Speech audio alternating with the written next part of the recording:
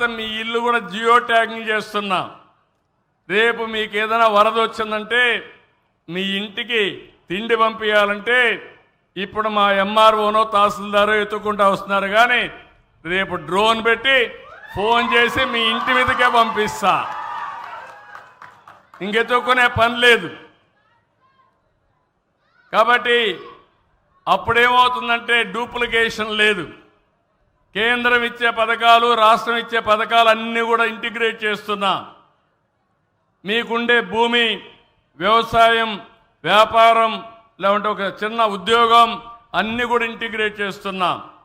ప్రతి ఒక్క వ్యక్తికి భద్రత ఇవ్వడం నా బాధ్యత. ఈ విషయం మీరు గుర్తుపెట్టుకోండి.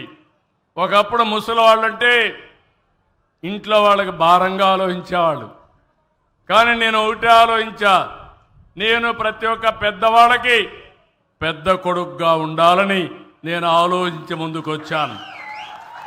ఈరోజు మీ